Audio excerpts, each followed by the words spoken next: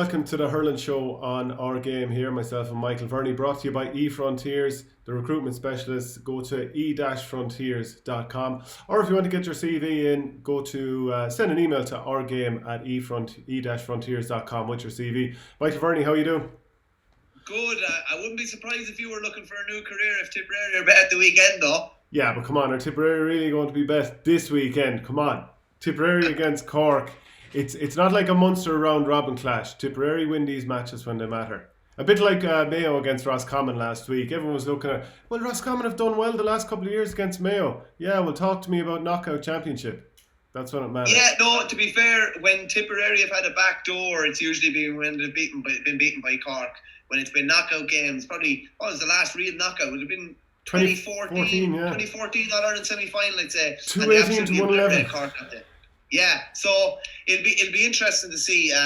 There's different questions over the two teams, and I'm sure we'll get into it. But this is the weekend we've been waiting for, really, isn't it? Between the provincial finals, and obviously we're going to focus on the qualifiers and all the lower tier games in this show. But this is the weekend we've been waiting for. Yeah, it is without doubt. So we're going to do two separate shows here. One for the provincial finals, Kilkenny-Galway. One for Limerick-Waterford. So obviously keep an eye out for that on Our Game and all the social channels. Here we're going to look at Tipp, Cork, Wexford, Clare. We're going to look at the Joe McDonough, Christy Ring and the Nicky Rackard as well.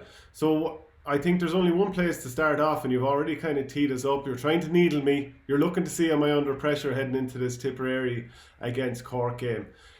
Just even the form guide the last couple of weeks, we might as well sort of do a small little refresher on that.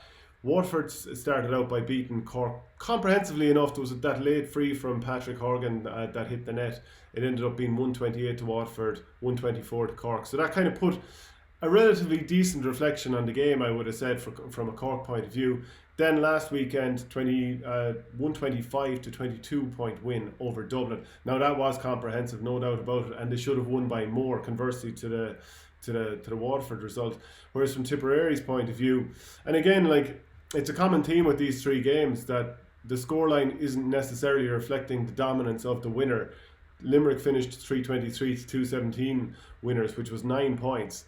But I would have said, and I'd be curious to get your thoughts on it, do you still feel that this was actually probably a defeat by a bigger margin in reality, that it was more like a 12 or 15 point win for Limerick?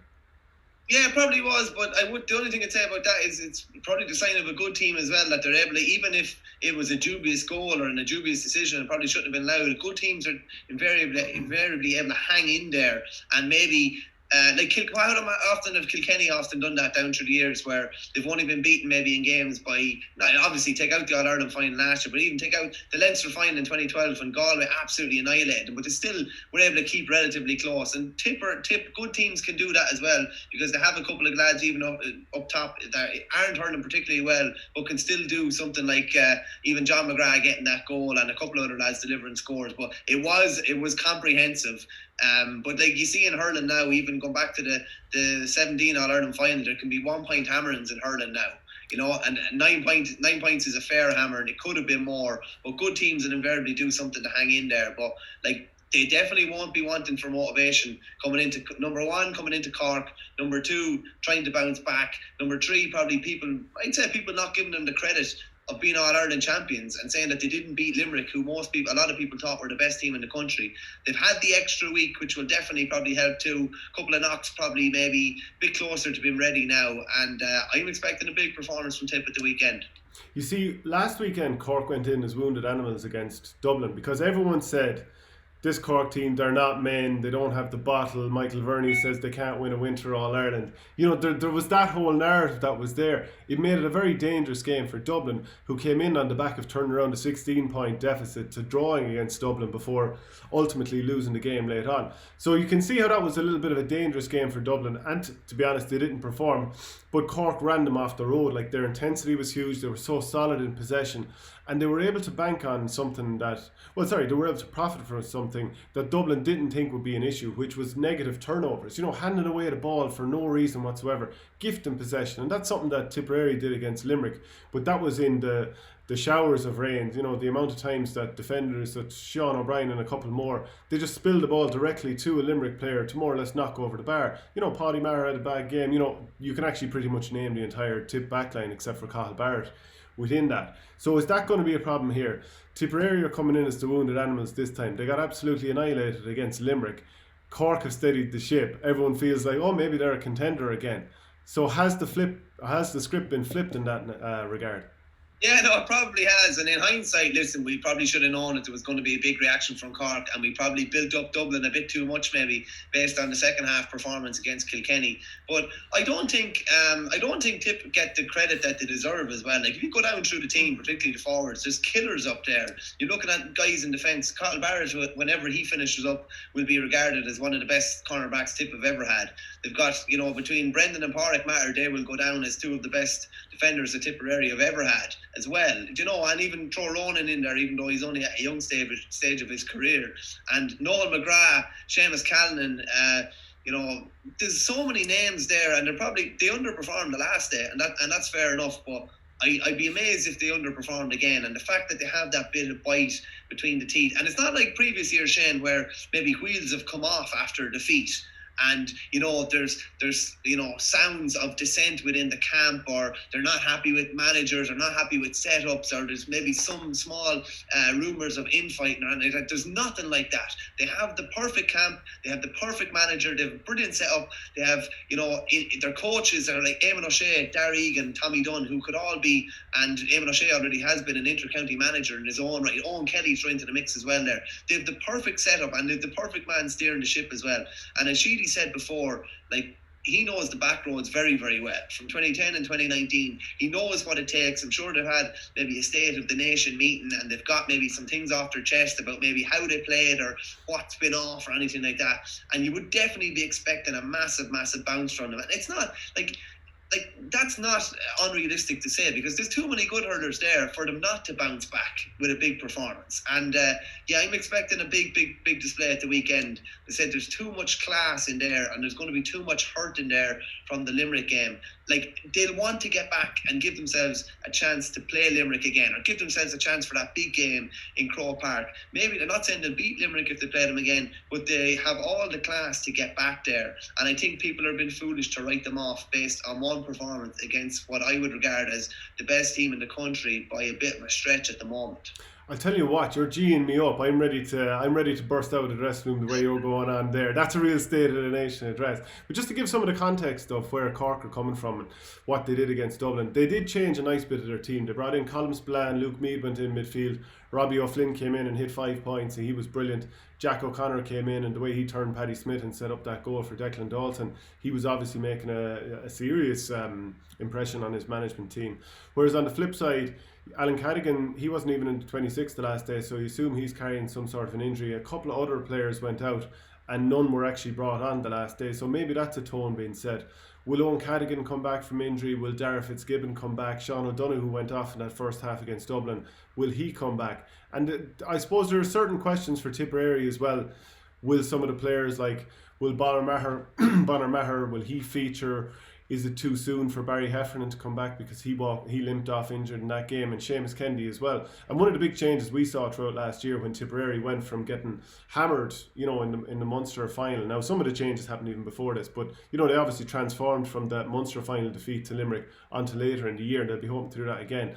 Is bringing in those athletes in the background, the likes of your Seamus Kennedys and Barry Heffernans. So what other changes will they make? And if a couple of those guys are injured, I'd be kind of wondering as a Tipperary guy, well, who could you put into the back line? Because the lads who came on against Limerick didn't impress. In saying that, to be fair, they came in to a sinking ship on that particular day. It's a very hard circumstance in which to impress. But very hard, Shane, when there's a load of lads losing personal battles around you for you to come in and excel. It could be like they'd all, without being smart, I'm expecting them all to have their chests out and all be, really trying to dominate their man the next day. And that'd be a different environment to be coming into then. Yeah, and I think someone like Niall O'Mara could easily jump back into the back line. He didn't have a great game the last day, but I think in general the last 5 years when he's been involved with Tipperary, he's been very good, and he plays in the half back line for Kilwan McDonough, so maybe he'll come in. We all know about starting probably too many forwards that on a physical day, you're probably not going to be guaranteed to get enough out of. And, you know, we won't name names, but everyone kind of knows who we're talking about at the same time. I think a few lads will get dropped. I think Michael Breen will come back into the team because of his physicality. And obviously, I've spoken plenty of times how I'd like to maybe see him try it out in the back line. But he does have scores in him. 3 years ago, didn't he score 6 points from the half-forward line against Cork in a match that Cork won? I had the score line here. That day it was 126 to 227. And I don't think Tipperary want to get into a shootout here. I think they want to keep it physical and a little bit tight. But I think Michael Breen will come in. I think Dan McCormick will come in. I think there could be a rezoning of a couple of players. I wonder, will John Bubbles O'Dwyer, like, at times, you know, people would say he doesn't look like he's in great shape. Now, he missed a lot of action during the summer, and I think for Killinall, he came on in a county, basically the Seamus O'Reen semi-final, might even have had to go back off because he wasn't right. So he wouldn't have the pitch time either. So if he's had a bit more, you know, he has a history of scoring heavily against Cork. And, you know, there are plenty of those Cork forwards who have a history of scoring against Tip too. Like Conor Lahan didn't do well when he came on last day, but if you go back to 2017, I think he scored something like 8 or 9 points from play. So it's fairly intriguing about how these teams will line out. Will Paddy Cadell get a chance for Tipperary in the back line? Do you know, will Dylan Quirk be sprung? He did well in the league. One thing about the 2010 thing when Tipperary came back and won in All-Ireland after getting hammered on the first day and last year is that there will be changes. He's not going to stay looking at the same team. No, there'll definitely be changes. Pádraig Maher played centre forward in a match in 2010 in a challenge game, and Shane McGrath was centre forward, and they eventually stumbled under their best team with Shane McGrath going back to midfield. And I think Paddy was wing back. He ended up wing back in 2010, having played full back. So yeah, it's amazing a defeat. What maybe not saying that it looked like a settled team. There probably would have been a lot of consistency throughout the Tipperary team. There's likely going to be a couple of changes, and lads are going to get their chances. Not chances necessarily, but I'd be amazed if Michael Breen doesn't come back in. I'd be amazed if Dan McConnell doesn't come back in. Just bring that kind of physicality, and both of them bring massive work rate as well. And it probably maybe allow other lads to flourish. And someone like Dan McConnell could easily win 3 scoreable frees in a game as well. So I'd be surprised if some of those guys don't come back in. Just a couple of things you mentioned there, even about a shootout against Cork. Martin Bretney did a piece for the Independent there the week before last, and Cork are the highest. They've conceded the most of any of the Lee McCarthy teams in the last 5 years. I think it's an average of 26 points per game. So like Tip definitely have the ability up front to put up a massive score against them. And then I suppose that raises the conundrum. If you look back to the 2016 game, they tried William Egan at sweeper, and it was it was an unmitigated disaster. There's no point in saying and not necessarily because of William Egan, but because there was no pressure out the field, and the likes of Paddy Maher that day could stand up and pin from 80 yards where the ball's going to go. If you're William Egan, you're not going to run it 80 yards in 5 seconds or 3 seconds or whatever it might be. So it's not necessarily at his door. But I think Mark Coleman is probably, like, in terms of levels of hurler, skill set, speed, patience on the ball, composure, I think he's definitely up at the top level of what's available as a spare man in Intercounty at the minute. Oh, without a doubt. And Derek McGrath raised the question in the Examiner, will they look at playing a sweeper from the start? If they'd been drawn possibly against the Wexford, they'd be naturally playing probably 7 at the back because Wexford, or they'd be playing 6 at the back because Wexford would only be playing 5 up front. Would you?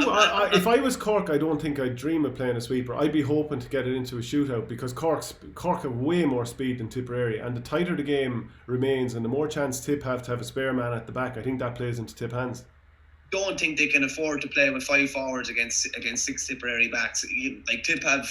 Paddy will probably slip back into that pocket there and will cover an awful lot of ground and cover off an awful lot of angles and space for the lads inside. The only thing I will say is I know you mightn't have thought so. I thought Declan Dalton was brilliant for Cork last week. I thought he was good. I thought he was good. Not brilliant. No, but he was doing something that they hadn't got anybody to do what he was doing, and that was be an awkward presence in there, hold the ball in there, get hooks and blocks in, make sure that the ball coming out and the deliveries coming out were a lot less swift and a lot less maybe clear than in previous weeks. So I think he was good there, and you'd be hoping, like, comparing it to 2016, you'd be hoping that the ball coming out and the pressure coming out will be much more, and the Tip won't be able to lord it and keep the ball away from the sweeper if they do have one. But it's an interesting one. Yeah, Cork's kind of defensive woes, they'll probably be looking for it'll be kind of the old Brazil kind of a we'll beat you 5-4, that type of a strategy, rather than, you know, a 1-0 or a 2-1. So I think it'll still be a high scoring game, but I'm just expecting a big bounce from Tip. I really am. I cannot see them limping out of the championship, and I definitely can't see them limping out of the championship against Cork. So I'm expecting an awful lot more from them. Yeah, and I wonder, will Tipperary change some of the personnel in the forward line? Jason Ford, he is the sort of guy who could put up a big scoreline, but I was just looking at in the last couple of years. In 2018, he averaged, I think, 2.5 points from play per game. Last year, and that was from 4 games. Last year, from 8 games, 118 overall, 2.7 points per game. Didn't score at all from play the last day.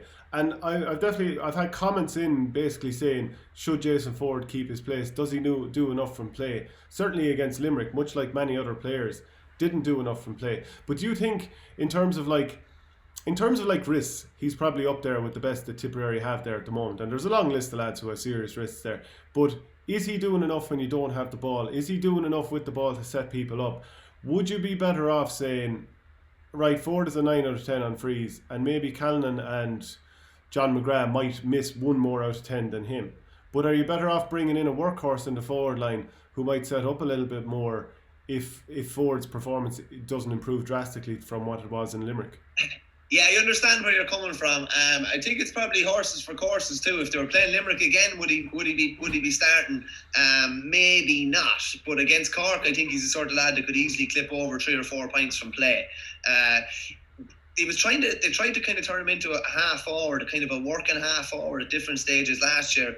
And this is just my own opinion. I don't think his body type and how susceptible he's been to injuries in recent years really suits that. I think that suits more of maybe a Michael Breen, a Dan McCormack, a Bonner Matter. But I do think he's tailor-made for Cork, because I think he'll get opportunities against Cork, and I think he'll be able to find pockets of space against them. And I'm not saying that he's not going to have to cover a similar kind of distances, but I just think there'll be more opportunities for a guy like that with risks from 100 yards or 90 yards to take points. And I'd be expecting them to play at the weekend. If they play Limerick again, maybe not. But that, I wouldn't write him or anyone else off on one game where everybody basically performed badly, as you said, apart from Cathal Barrett. Yeah, and if you're to look at the Cork forward line, it's nothing but pace there. And O'Connor was saying, I don't think it's a bad draw at all for the Leesiders, because it concentrates the mind very, very quickly on the task at hand. With James Harnedy, with Jack O'Connor and Robbie O'Flynn on the field, there's a real pace in that forward line. One thing that Tip don't have is that level of pace. Cork just need to find a way to make it count. So if I'm going to look at this as a Tipperary person, the one thing I don't want is a wide open game here. And 2017 kind of really rammed that home. It's such a contrast from 2016 when Tip won 22 points to 13 to go a year later 227 to 126. It couldn't be more night and day. And what stood out to me that day was the way that Anthony Nash was able to hit space down the flanks with puckouts. And this is what I talked about last week with Dublin against Cork, that Dublin should have set up zonally so that there weren't those huge pockets of space for Robbie O'Flynn, etc., to run into and collect the ball that was pucked to his advantage into green space for him to collect, go off to the races and knock it over the bar. I think if Tipperary set up zonally here for the puckouts, and you can't always do it, like Cork will still get some joy out of puckouts. You won't always be able to get set up quick enough or whatever. But when you can, Tipperary set up zonally, bring your midfielders back, drop your half back line a little bit. Obviously, your full back line will mark their men. That goes without saying. Half back line drop. Let the cornerbacks get the ball. Let the entire full back line, whether it's Damien Cahalan, Colm Spillane, if Owen Cadigan is back, whoever it is there, it doesn't matter. I'd say let them get short puck out, because even if they get that and they solo 20 yards, they're still only going to knock it between the half forward line and the full forward line. And Tipperary are set up. If Tipperary have a tight game in their back line, I don't see Tipperary not winning this. And the other thing about puckouts is, if I'm a cornerback and someone pucks the ball to me, I want to carry it out. I want the option of being able to run inside and sort of hand pass it to the centre back, full back, midfielder, whoever it might be, even a stick pass. That allows me options. If I'm the Tipperary corner forward who's trying to pressure that cornerback coming out with the ball, show him the sideline, make him run down the sideline, don't give him an option of cutting in.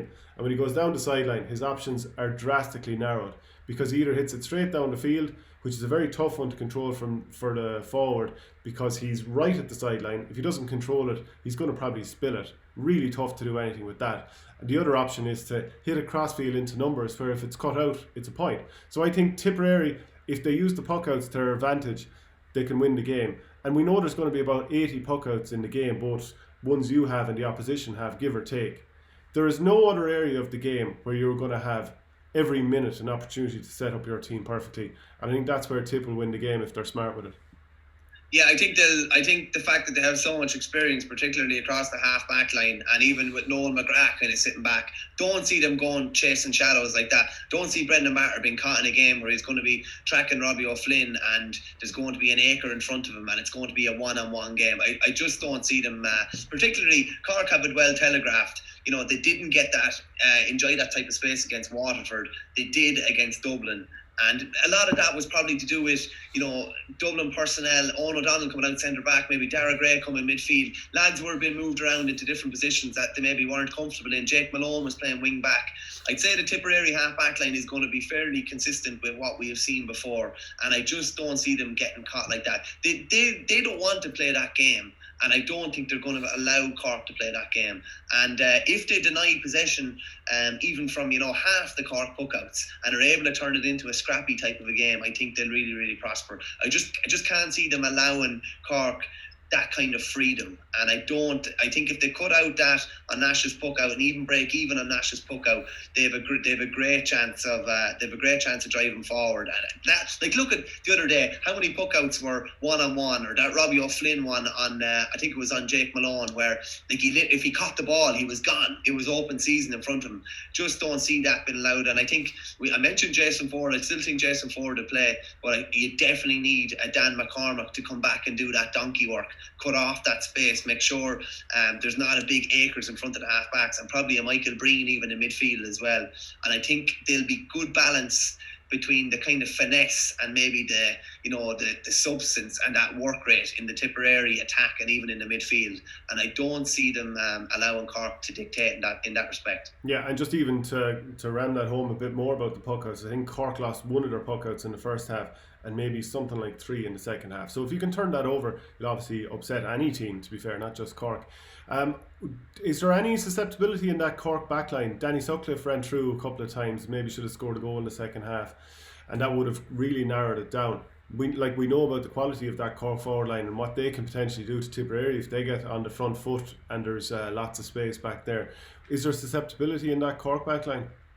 100% there is. Like, you can't, the susceptibility doesn't disappear based on one game against Dublin, where, call a spade, if we're ranking attacking teams in the country, Dublin will probably be ranked, 8th, 9th or 10th of the top tier teams. So like, Tipperary have totally different options, and if a Michael Breen plays, he can offer you so much both defensively and attacking wise, breaking down through those channels. And I just think there could be, and even 15 or 20 minutes to go, I think there's lots of legs on the Tip bench as well, and I definitely think they'll look to go down the heart of that Cork defence. Even like Tim O'Mahony's not seasoned at wing back. He's played in loads of different places. He's played wing back, centre back, midfield, centre forward. Robert Downey has played full back, corner back, wing back, centre back. Colin Spillane is a brilliant defender, but he's still relatively new to the number 3 position as well. So there's definitely susceptibility there, and I definitely think Tip will really, really try and go after that Cork half back line without a doubt. Like, one Swallow won't make a summer with their defence, or with Cork in general. So we're going to have to see an awful lot more for us to have any belief that, okay, this is a steady Cork team, this is a steady Cork back line that can't really be got at. And I'm just not a believer. I'm just not a believer in them. Maybe I'll be proved wrong. I've believed in them before, and they've kind of let me down. So I have to see it to believe it with them. And I just think Tip will ask questions, totally different questions of them, particularly in defence, that Dublin weren't able to ask. Yeah, we'll come to predictions in a second and who we think will decide the game. But just a couple of quotes from the manager. So Kieran Kingston said after the Dublin game, "We can't get carried away with one game. We did not know where we were at last Saturday because we had been away for 8 months. Today gives us a good sense, and Dublin had 2 games before they played us." Now, obviously, that would explain some of the rustiness of Cork going into the Waterford game, who they themselves also had no preparation. But if they want to explain their own performance, whereas you could say Dublin came in after playing 2 games and therefore maybe they were a little bit burnt out. I mean, that's conversely how you could look at it. Liam Sheedy, after the Limerick game, he said, "I'll bank on these guys. They won't give it up soft, so we should look forward to the healing process now, and getting back out on the pitch is our sole aim at this stage. Thankfully, there's a trapdoor here. We could be in a football championship where we're gone." And we know that Tipperary have come back before, and like last year it was probably a game that was a little bit easier in the sense against Laois, because they were always going to win that game and it was at arm's length. Whereas here, it's do or die, and if Tipperary aren't on their game and Cork are, there's only going to be one winner. But if we were to go with predictions, I think Tipperary will get it done here. I think Seamus Callanan is the man. Like, he didn't score from play the last day, but I think if enough ball gets into his hand, and who knows, maybe we'll have the same treacherous conditions, maybe we won't, but I think he'll do a bit of damage. I think John McGrath has more in him. I wouldn't be shocked if Bubbles came in and put a few points over the bar as well. I think it'll be somewhat high scoring, but I think ultimately Tipperary will edge it.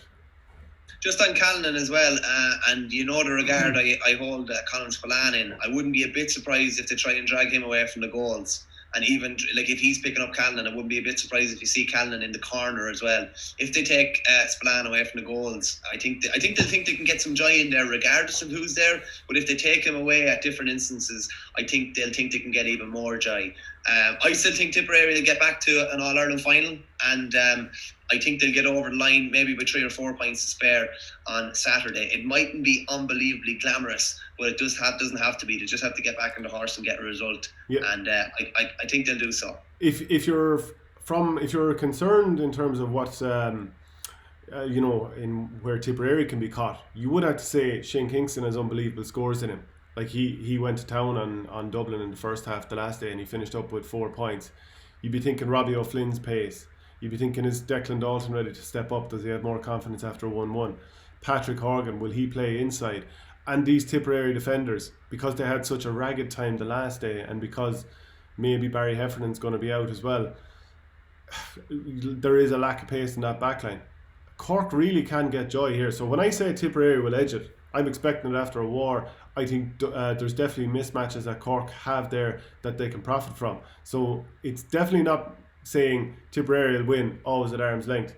I think Tipperary will definitely ship some scores here. Oh, I'd imagine they will, and Cork can go to town on any team. I just think if Tip put a lot of warriors out around the half forward line in the midfield, I think it will deny an awful lot of good ball going inside. Like what do Cork want? They want to be heads up. They want to be on the front foot, striking in, either standing up or going forward. And I think the likes of if Bonner's fit to play, I believe he had a hip injury. If he's fit to play, and if Dan McCormick is fit to play, Michael Breen, all these guys will put intense pressure on the Cork half back line, Cork midfield, and with ball coming in, and it's a knock-on effect. You've seen it, Shane. Like the cornerbacks are only as good as their half forwards and their corner forwards, who are denying the possession coming in and making sure that it's dirty ball coming in. And I just think the defenders will be helped an awful lot more by the work that's been done up the pitch. And it could well be a high scoring game. Again, they both have capabilities of putting up huge scores. But I just think Tip are more consistent and more rounded all around the pitch, and I definitely think they'll be hurting as well. And I think they'll win by 3 or 4. Actually, just even looking at the scorelines of the last 3 games, which it's a win each and a draw. But in the 2019 game, between them, they scored 352. In the 2018 game, it was 333 scored. It's 343, I should say. And in 2017, Jesus, this is a high scoring game. 353 again.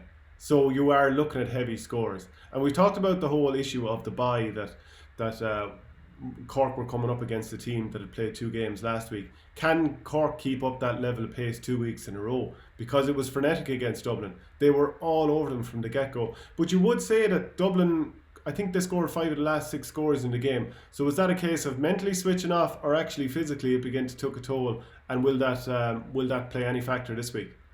I'd say it's more to do with they had them at arm's length and they wanted to make sure that they didn't concede a goal or anything. Like, they could have pushed forward possibly and got more scores, but at that stage of the game, it's probably smart enough. You're making sure you're not leaving yourself open to a counter attack where the opposition team can get 2 goals. The only thing I'll say about the 3 weeks in a row as well, I think the 3 weeks in a row only comes in. This might sound silly, but I think the 3 weeks in a row only comes into it more when you've won a couple of games and you're running out of steam. They were awful in the first game. They were way off the pace in the first game. Now they have a game under their belts and they won against Dublin, and I think I think that would spring them on again a bit more. But I think it only becomes a problem when you're winning games. I know that might sound a bit kind of mad, but they got a massive bounce from the first game. I still think they'll probably get a bounce, but they're coming into a different proposition at the weekend.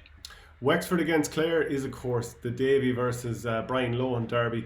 Two men who don't necessarily have too much time for each other these days. There is that coolness there. They played in the league at the start of the year, which Clare won by 18 points to 15 in the driving wind, and there wasn't a handshake afterwards. Now we'll come back to where that came from, but just the recent sort of record between these two teams. They've only one championship meeting recently, and that was the 2018 All-Ireland quarter-final down in Cork. Really dour performance from a Wexford team that personnel-wise actually hasn't changed much between now and then.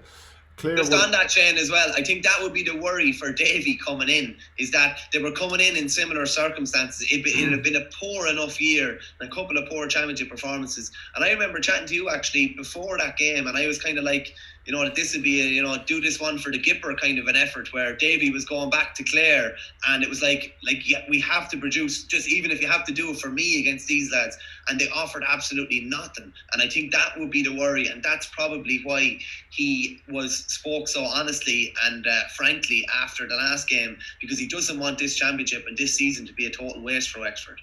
Yeah, absolutely. And even just the results actually Clare won that by 27 points to 117 down in Páirc Uí Chaoimh, and at the time the way Wexford were using the ball was absolutely terrible.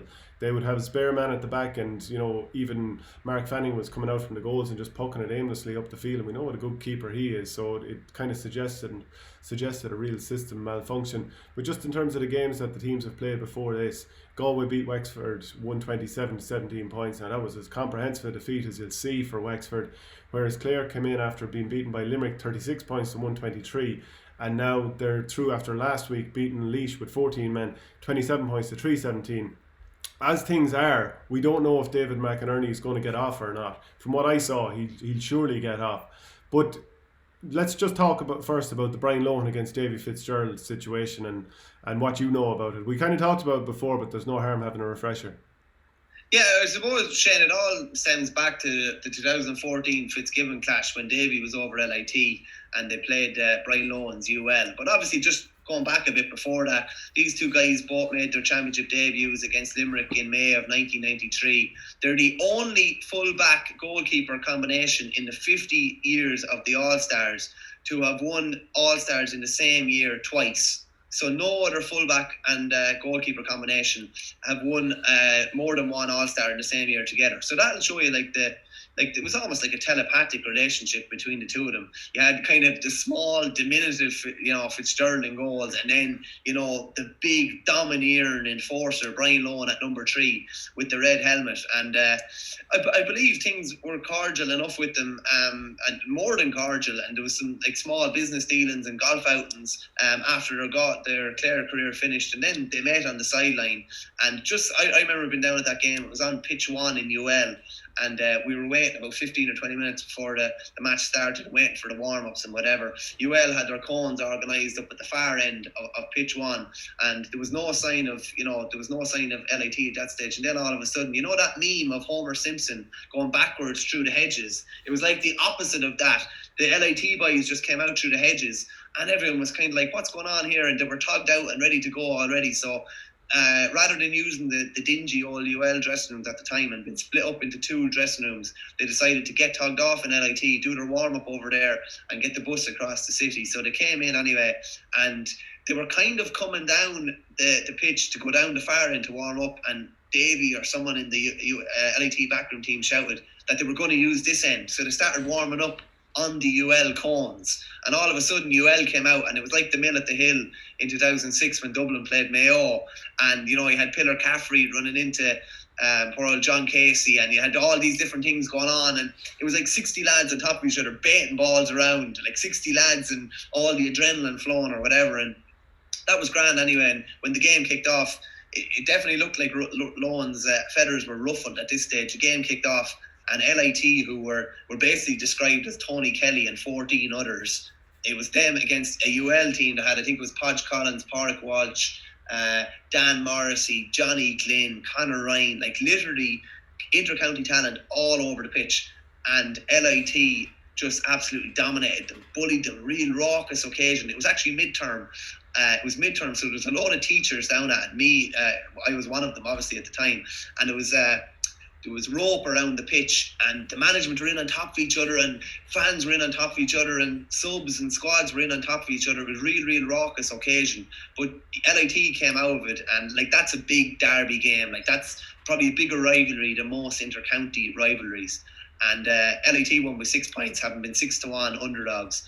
And Lohan was like very put out about some of the tactics that Davy used. Just one of the tactics even in the match, Philip Ivers from Tipperary was told to stand at the corner flag, literally at the corner flag to bring a corner back away from the goals, and he ended up at 1-3. There was all these unorthodox kind of things that happened, and Lohan was very put out, I think, particularly about the warm-up and just all of that. And I believe Davy rang him a couple of months later trying to clear the air or whatever, and you might even go through that conversation. It was written in Davy's book. This is his take on exactly what happened. Yeah, like Davy said, the silence between us had been playing on my mind, and I wanted to put an end to it, but things didn't go to plan. It soon became clear that Brian wasn't in any mood for a handshake and a fresh start. He told me that he couldn't accept some of the stuff that had gone on in that quarter-final, suggesting that in his eyes I'd been personally responsible for the worst of it.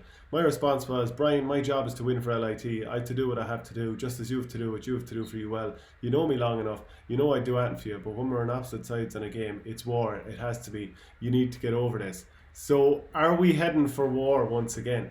Because like, there's no way Davy Fitzgerald doesn't want to win this game, like, because when you've been with a team for a few years, it becomes a project. Can I bring these lads? Can I win in All Ireland? It'll have burned him that he lost that game 2 years ago in the quarter final down in Páirc Uí Chaoimh. So much and all as his love for Clare could never be questioned. He won in All Ireland with some of these players. Like, it's a project, and he needs to win this game. Yeah, you totally buy into whatever environment you're in. I remember teaching in Banner College and playing against St Brendan's in Burr, who I was a long time in St Brendan's, a good 7 years. But once you go somewhere else, once you get involved with another setup, that's who your allegiance lies to when the ball is thrown in and in preparation for that game. When it's over, it's different, and you can talk and laugh at lads or whatever. But this is the 4th year of Davy's project. I'm not saying it's shit or bust for him, but this is huge for him. This could be his last game. Irrespective of huge game. Yeah, it doesn't matter if you say you're staying on for 2 more years, because we all know that the managerial roles in GAA, it's not like there's a contract here and there's anything legally binding. It's up for review every single year, basically. If he loses this game, and if the manner of it is poor, given the context of the game against Galway, this might be it. He might just decide, I've taken him as far as I can go. It's not working anymore, the message isn't getting through. But then again, it felt that way at the end of the 2017 game against Clare. You thought, where are they going? And they did turn it around in 2018. Yeah, 100%. Yeah, so like he has turned it around when a lot of people probably thought and compared him to Jose Mourinho and thought that maybe he had a shelf life or whatever. But just jumping back into the Lohan kind of relationship, Lohan, of course, famously called for an independent review after Clare were knocked out of 2015 All-Ireland Championship in the qualifiers by Cork. And Davy kind of took this as I suppose, an affront to him and the work he was doing as manager, and even the work of his father, Pat Fitzgerald, as long-serving secretary. And Davy just said here that he sent him an angry text. He said, "What are you at?" I asked in the text. "Do you not think I'm getting enough stick without you jumping in on the bandwagon?" His response was incredible. "The review will help you," he said. Fitzgerald wrote. So this is what Lohan had said. "My reply to that was pretty strong, and I won't repeat it, but I basically told Brian what I thought of it. And to me, I should have been getting more loyalty from these guys but I wasn't getting none. On the contrary, I just got the impression they were determined to undermine me. So Davy feels like he's been undermined by former teammates in Brian Lohan and James O'Connor, and has basically said that, you know, he's never really going to have a relationship with either of those two. Just on that, which I find really sad, to be honest with you, because it's going to be anniversaries. They were part of history together, and for the next every 5 years, every 10 years, 15, 20 years, there's going to be an anniversary of Clare's 95 win or 97 win, and these guys are central to that. And I was chatting to Cyril Farrell yesterday, did a piece in today's paper, and he just said, and he'd be good friends with Davy, but he just said, like, these lads need to show a bit of maturity and grow up a small bit and realise, like, he hopes that, like, with COVID happening, that people will realise that hurling is not life or death. And there's been a lot of, you know, COVID has obviously taken an awful lot of lives, and that these guys need to get over this, whatever this feud is. That's for another day. This is another part of it. There's going to be no handshake. Obviously, there wouldn't be allowed to be a handshake, but I don't think there'll be a fist bump, or there'll be any elbows or anything colliding like that. But it's another layer to a match. I think Brian Lohan kind of gets a fool's pardon in Clare this year, regardless of what happens, to some extent, because of what he's missing. Not so for Davy at all, and it's a massive game for his future, and you'd probably say for the future of Wexford, and even how they're going to play and how they will be perceived over the next while.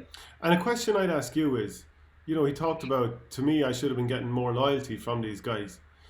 When you go into a completely different situation, which is a team that is absolutely removed from the team you played on together, he's got a new group, he's trying to win an All-Ireland with players that Brian Lohan has nothing to do with.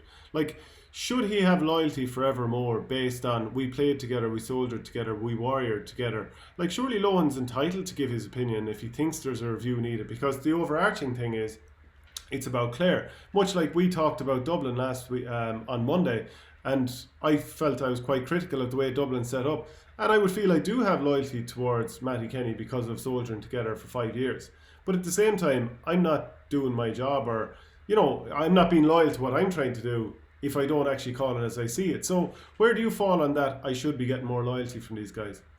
Yeah, well, I put it this way. I played for Offaly, obviously, and I would have had a good few boys chawing at me anytime I wrote like something, you know, negative towards, you know, maybe county board or towards the team or something like that. But like, I'm not doing it because you're not doing that because, you know, Asha will just take a pop here. You're doing it because you think it's warranted, and you're hoping that whatever you say might help improve the situation, and you're trying to explain what's going on to people who aren't in that bubble.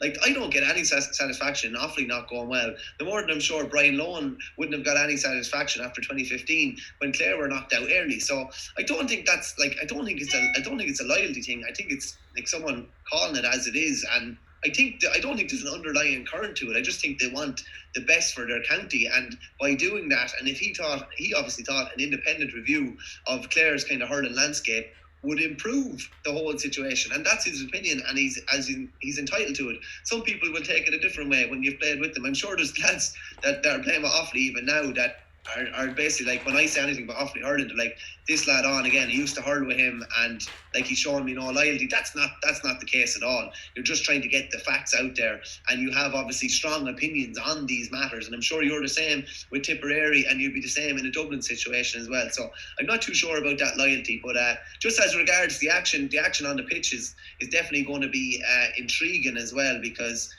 like, Wexford were nearly too bad to be true against Galway the first day. Like, they offered so little, and the system totally broke down. Their short hand passing game broke down. It looked like they were running down blind alleys. They're coming up against a Clare team that was, I would say, performed reasonably well against Limerick. Obviously, if you take out Tony Kelly, they would have been in massive trouble. But they really limped over the line against Laois the last day. Is this perfect setup though for Brian Lohan? Because, you know, he came out after the game and said it was a really tough game. 50 minutes to the game with 14 men. That's actually exaggerating it somewhat. It was probably closer to 40 if you were going to include the injury times in both halves. Particularly with the style of play that Laois play with, that possession game demands a huge amount of work. We can see the 3 goals. Maybe we're unlucky. When they got 3 shots at goals, and sometimes you have days like that. Now, one of them would have been a mistake from the goalkeeper.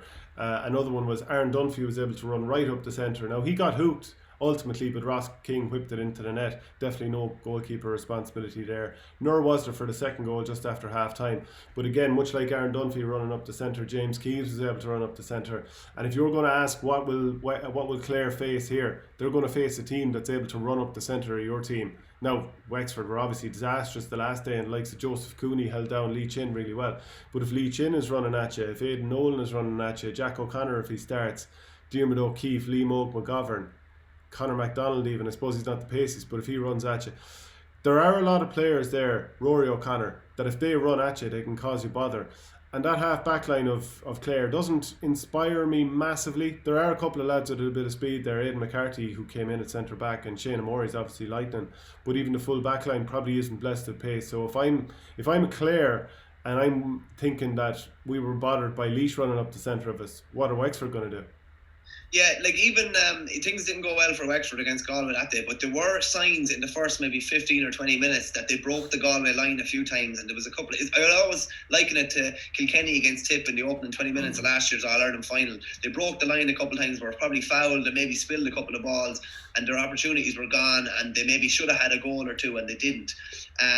Clare conceded 10 goals in 2 challenge games before they played Limerick. They obviously conceded no goal against Limerick, but conceded 36 points. The fact they shipped 3 goals to Laois would definitely be worrying.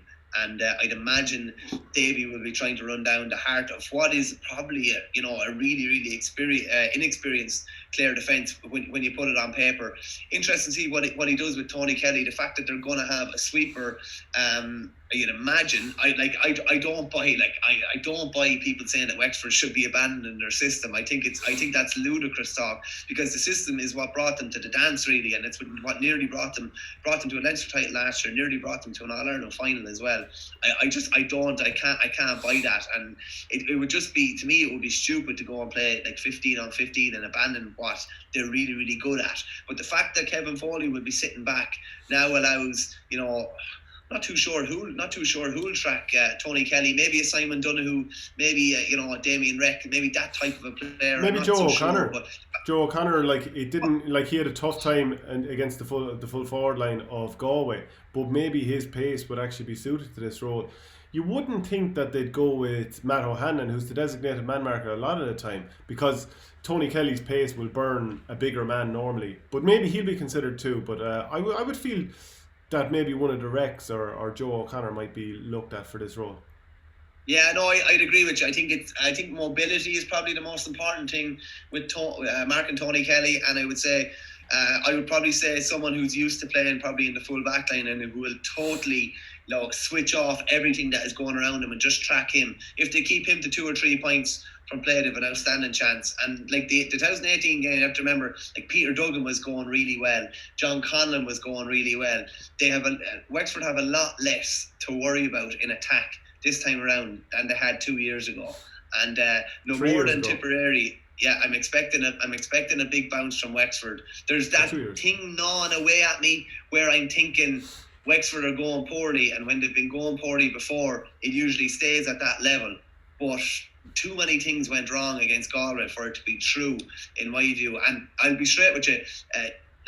The form of Clare coming into this does not blow you away. Now you'll be expecting more from them, especially like Davy will inspire a bit more from lads. And he left Clare under a cloud at the end of 2016 and reappeared in Wexford a couple of weeks later, which I'm sure was maybe a bit jarring to even some of those Clare players.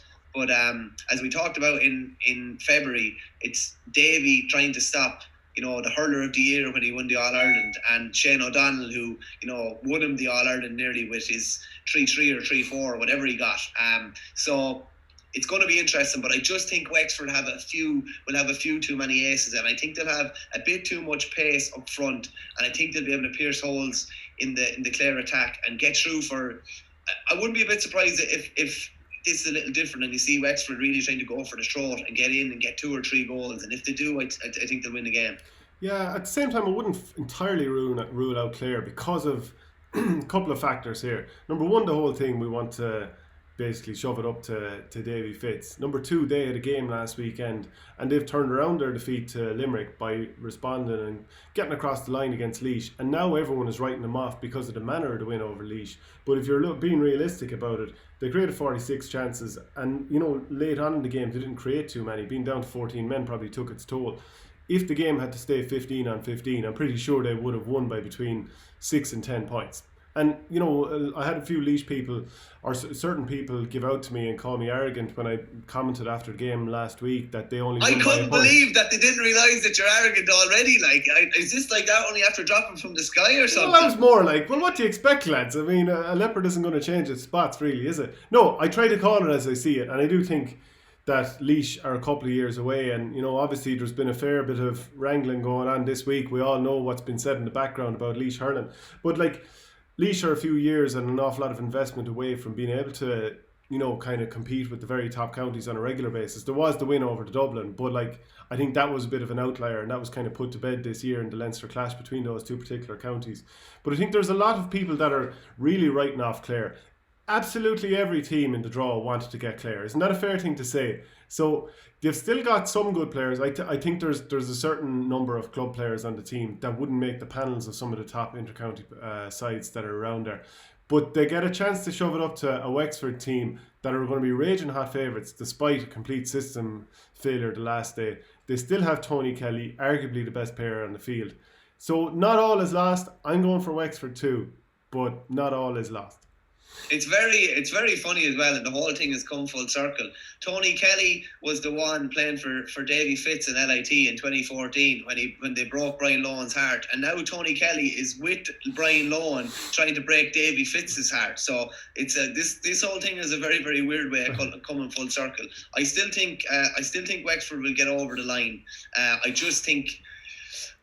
Take out the Galway game, and I think, maybe a couple of performances in 18. They've generally been pretty consistent, or down through the years. This game is in Portlaoise, and it's not in let's say Thurles, Croke Park. Even you would say Nolan Park feels a bit more wide open and plush. Portlaoise in the winter tends to be, my experience the last few years in the club campaign, a little bit it moves a little bit more slowly than some of the other top grounds, and every ground kind of suffers in winter and what have you. So in general, Portlaoise is great. But do you think there's a difference between playing this in Portlaoise versus playing it in Semple and maybe Croke Park that would actually give Clare more of a chance?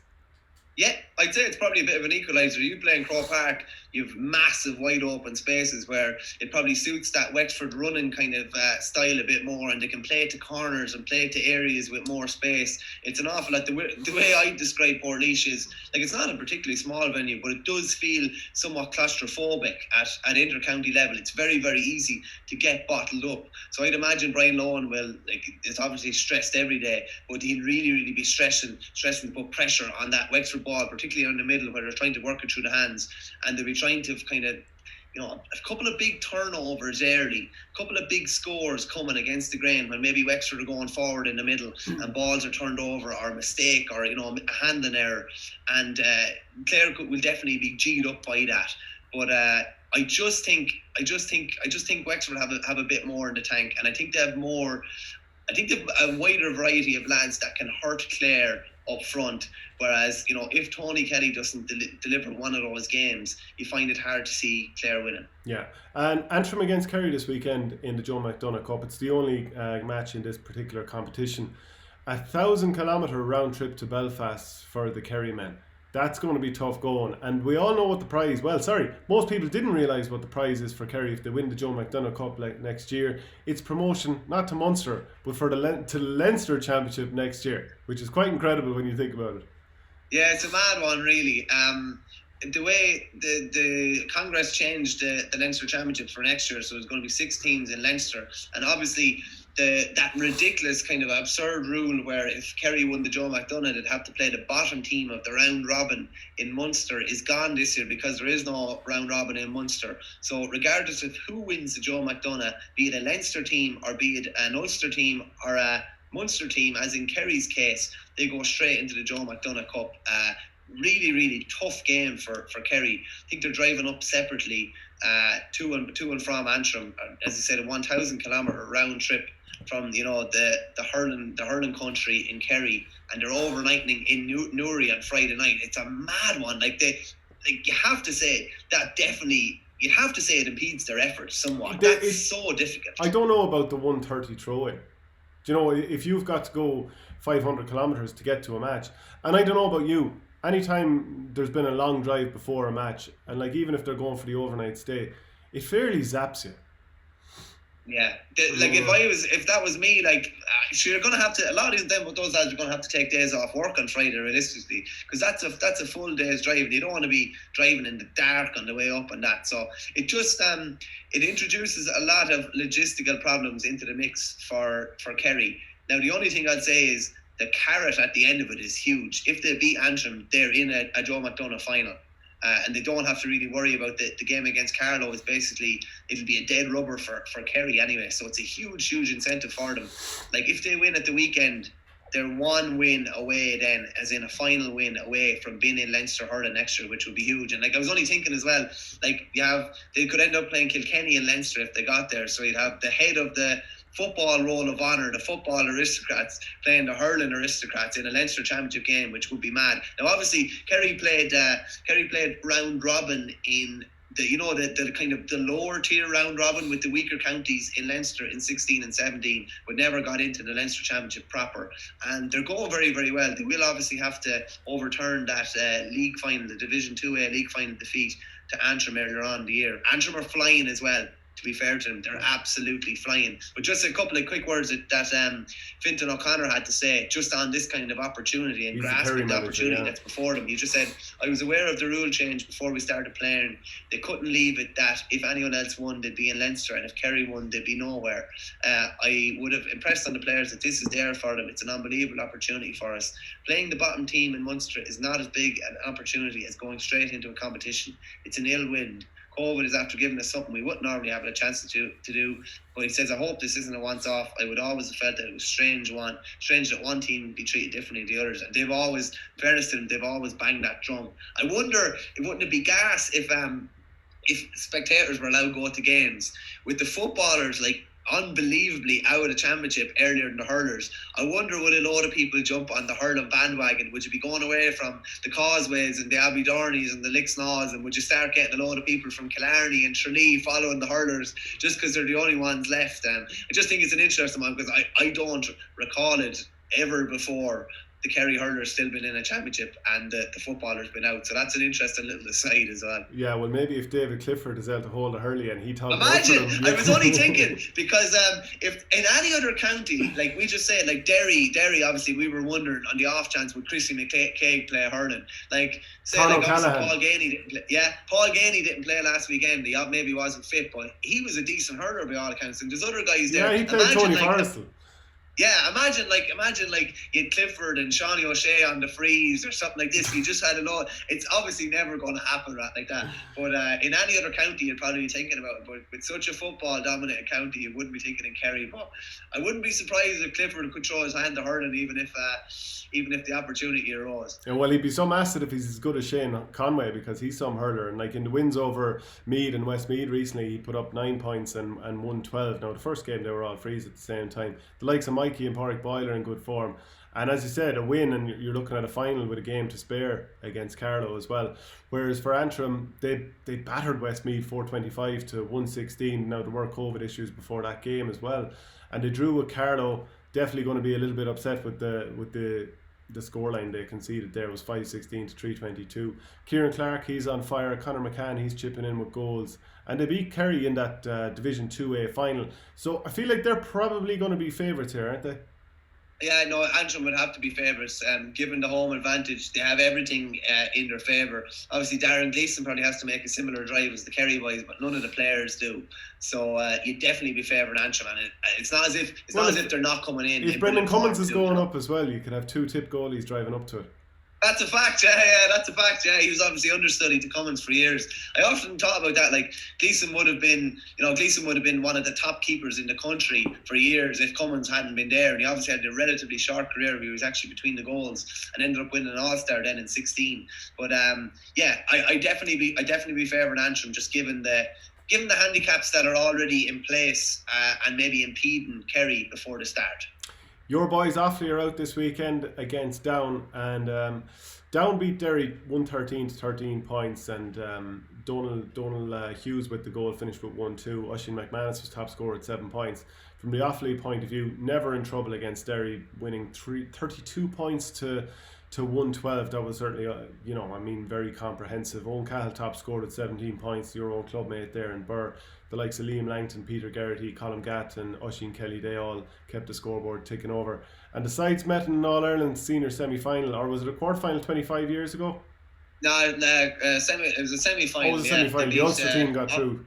Yeah, I just remember Billy Dooley going through again, absolutely malavoged. He flicked the ball into the net and the keeper went out and met him. He was down for about 5 minutes, and I remember Clare were playing Galway after, and the whole way down in the car, my father just kept doing that stupid banner roar. Do you remember that roar?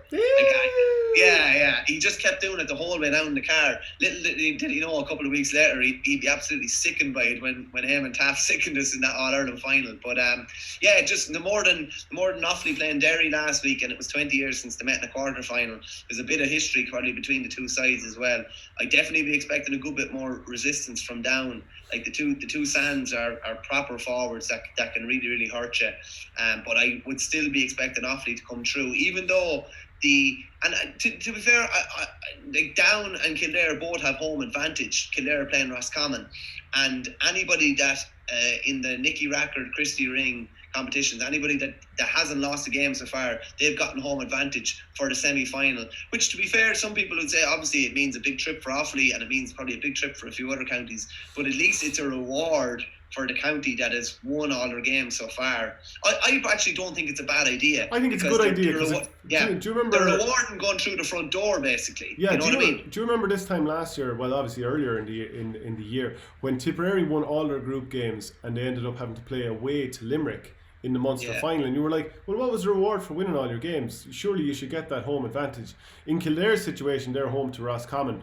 They obviously got a bye against Offaly in the first round because Offaly couldn't fulfil the fixture due to COVID regulations. So they're kind of riding their luck having that home game against they beat Wicklow since, in fairness. I know that, yeah. But would they have been sent the long route if they had to play Offaly the first day? And, they would have been heavy favourites and that type of thing. But in an overall thing, I think, like you see it in American football, you finish top of your division and you've possibly got a home route the whole way to the Super Bowl at that point. And, in general, teams do win their home games there. Now, I know, like, you can probably split hairs on this and say, well, there's reasons for and against that. It favours one team too much, but neutral venues can be great and all that. But I think in general, you do need a reward to keep teams honest, wanting to win every single game. And 100%. Yeah, well, Kildare against Roscommon, we're obviously both expecting Offaly to win and possibly set up that dream David Herity versus Michael Fennelly final. Kildare, they beat Wicklow 214 to 110. Jack Sheridan scored 2-3. Brian Byrne came in with 4 points, and James Burke, whose interview from 2018 that I did with him when he nearly died from bacterial meningitis, that's on our game.ie if you want to have a look there. So 8 of the starting team is from Naas, including the half forward line, and they're Christie Ring Cup winners from just a couple of years ago as well. So I think most people will be looking for Kildare here, even though Roscommon came in with a decent win. Yeah, Roscommon beat Sligo, who were coming out of Division 3B this year, and we're just coming up from the Nicky Rackard. So the form of Kildare beating Wicklow, who were a fairly seasoned Christie Ring side and are consistently in semi-finals and have been in a couple of finals as well. You'd imagine Kildare have a bit more form, and they have the 5 of the 6 forwards are from Naas. They've got loads of firepower there between Sheridan, Byrne and James Burke. And in fairness, I definitely would see Kildare coming through, and hopefully definitely from my point of view anyway, I'm hoping it's Offaly be on one side, and I imagine Kildare will be on the other side as well. Yeah, we'll jump down to the next tier. Mayo against Leitrim. Mayo beat Monaghan 332 to 210. and beat Tyrone 123 to 9 points. Leitrim, their first ever Nicky Rackard semi-final, and they won the Laurie Maher last year. So I think you'd probably be looking at Mayo here, wouldn't you? Yeah, no, this should be one-way traffic, to be fair. Like, Mayo have played at much higher levels throughout the league than Leitrim have, and with like Shane Boland always puts up big scores. Cotton Freeman, got a couple of goals in one of their earlier games. Be very, very surprised if Mayo don't win this by probably about 8+, I'd say. And then the other one, then, like, Armagh would definitely feel unlucky to have lost out. They lost one game and they're out, because there was only 7 teams in the Nicky Rackard. There was no backdoor for one team, and it just so happened Armagh were that team. So despite Tyrone having been absolutely annihilated by Mayo already, they're in a semi-final, and I would have had Donegal, probably would have tipped Donegal, Mayo, Armagh to be the top 3, and I'd be looking at a Donegal Mayo final. Declan Coulter should be back fit, Danny Cullen, Davin Flynn, former Tip underage player, Ger Gilmore as well. They've got loads of attacking firepower. They won 3A the league already this year, and they won the Nicky Rackard 2 years ago as well. They went up and came back down, and they've got a strong side. They have everyone that they should have available to them, and it'll be Damien Casey kind of putting up a big score for Tyrone again. But I'd be amazed if Donegal don't come through. Okay, so that's it for the hurling show, brought to you by eFrontiers. Go to e-frontiers.com, and if you're looking for work, send your CV into our game at e-frontiers.com. We're going to do a provincial final preview as well, Galway, Kilkenny and Limerick, Waterford, so keep an eye out for that. I think we've it all said, have we? We do indeed, yeah. I don't know. I obviously I tip Tipperary to win at the weekend, but it'd be nearly worth it to see that smug smile wiped off your face on Monday morning. Yeah, well, look, I'm hoping that doesn't happen anyway. Look, we'll touch base later, so keep an eye out for the other show with the provincial finals coming soon. Chat to you later, Michael. Sound, chat.